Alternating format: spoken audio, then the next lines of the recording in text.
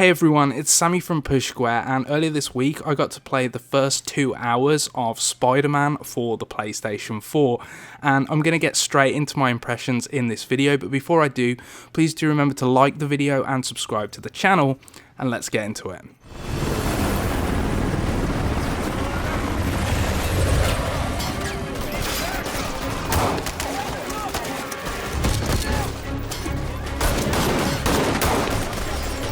Get more backup and lock down the airspace.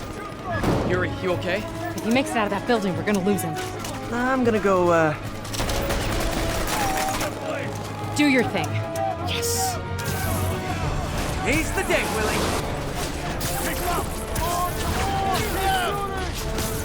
Heads up! Hey, where are you going? Okay, so Spider-Man PS4, or Marvel's Spider-Man to give it its official title, is exactly what you're expecting it to be.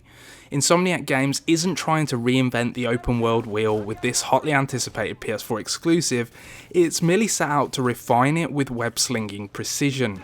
Now, as I mentioned, I did play through the full first 2 hours of the title, and I can totally confirm that it lives up to every superlative associated with Peter Parker's alter ego. It's amazing, it's spectacular, it's superior, but there's a strong chance that you'll already know whether this game is going to be for you. Now, there have been some solid Spider-Man games over the years. Activision's uber popular Spider-Man 2 on the PlayStation 2 is the one that's perhaps most tightly webbed up in most people's Spider memories. But the simply named Spider-Man on the PS1 was also a decent romp. I have particularly fond memories of The Amazing Spider-Man vs. the Kingpin on the Sega CD, but mostly because of its bad rock music soundtrack and unintentionally funny FMV cutscenes. Now, like I said, I'm confident in saying that this Sony-published attempt is already the best yet. The game opens with a slow panning shot across Peter Parker's bedroom, and it's filled with the kind of Easter eggs that will have comic book fans salivating within seconds. The lead character, despite being a bit older than usual, is definitely irreverent and awkward in a light-hearted kind of way, and his wisecracking will definitely irk some people, but it's true to the character and it's enjoyable enough. Less grating, of course, is the gameplay, which is absolutely spot on. So in the title's opening mission, which I got to play through, it runs for about 45 minutes and it introduces you to all of the mechanics as you attempt to bring down the big bone baddie Wilson Fisk, who is a major player in this particular storyline. It's a really masterfully designed stretch of gameplay because it gradually layers all of the systems on top of each other and it gets you up to speed with the controls. It ends with the aforementioned Baldy in custody, but this is only the beginning of the story, of course. There's actually a lot going on here, from traversal to combat to everything in between. The swinging, which is undoubtedly the most important aspect of any Spider-Man game, feels very slick and satisfying. You can get about on a basic level with merely the R2 button, but leaping out at the apex of each swing and adding in little momentum boosting zip dashes is the secret to getting real speed. It's rhythmic in a really entertaining way, and there's clearly a skill-based element to it, even though it's actually very accessible. Now, the fisticuffs require less of an introduction because they're essentially Batman Arkham Asylum, albeit with a slightly more acrobatic spin. So Spidey can punch bad guys until they collapse with the square button, but his spider sense will tingle a hell of a lot, forcing you to dodge with circle out of the way of incoming attacks. You can zip towards enemies in order to close distances, and you can even launch foes up into the air in Devil May Cry style, and there are loads of environmental items which add contextual spontaneity to the action, while different enemy types require unique approaches in order to be brought down. Now, it's nothing you haven't seen before, but the way Insomniac iterates in the opening hours alone holds a lot of promise for the full-length campaign. There are tons of gadgets to unlock, and I only got to try one, which was a kind of supercharged web, and there are also new suits to collect, all of which add unique abilities and perks to the mix.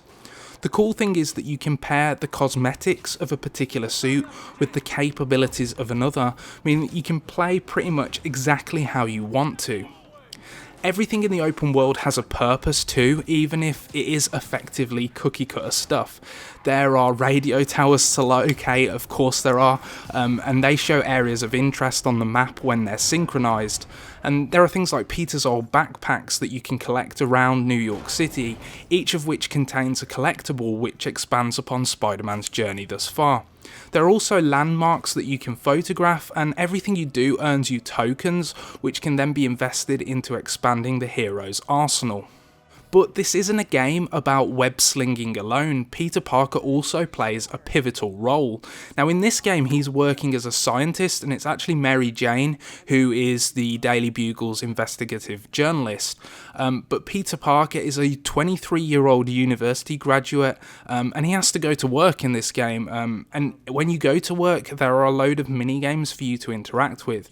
Now the main one that I saw in the opening couple of hours sees you connecting circuits in a kind of Pipe Mania style manner, but I get the impression there'll be much more variety over the course of the full campaign. It's a total change of pace gameplay wise when you switch to Peter Parker, but it makes sense because this is still very much a story driven experience, and as the developer itself says, the series is at its best when Spider-Man and Peter Parker's worlds collide. Now, it may be pulpy rather than borderline pretentious, but you can definitely feel the PlayStation blueprint at play here. Characters are really brilliantly motion captured, and the cutscene direction is really good as well. It looks and runs lovely as well. Now, I played on the PS4 Pro, and while a sun-drenched demo room that I played in actually prevented me from admiring the finer details, it's clearly an extremely handsome game. The scale of New York City itself is particularly impressive, not just in terms of its landmass, but also its verticality. So there are, as you'd expect, skyscrapers which pierce the sky, and the whole location feels alive with everyday people going about their business, many of whom will stop to admire you as the web slinger or give you a piece of their mind.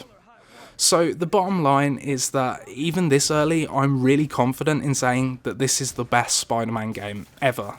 Now, it does subscribe to pretty much every open world trope that I can think of, but when the end product is this polished and this consistent, then that's not such a bad thing.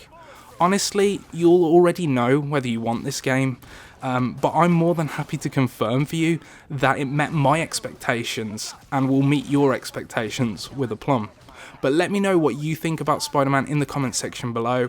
Do you have any questions about the gameplay? Because I'll be happy to try and answer those for you. Any questions about the story, I'll try and answer the things that I can. Let me know whether you're going to pre-order this game. Let me know whether you're going to wait for it on sale. I have got an interview with one of the game's lead developers on pushsquare.com, so do check that out. And yeah, I hope you enjoyed the new gameplay. And I hope you're looking forward to the game. Drop me a like on the video, subscribe to the channel, and thank you so much for watching. Till next time, see ya.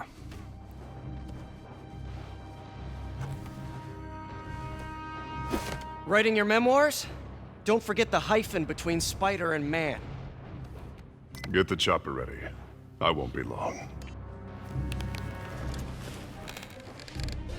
I'm surprised you made it this far. But your foolishness ends now.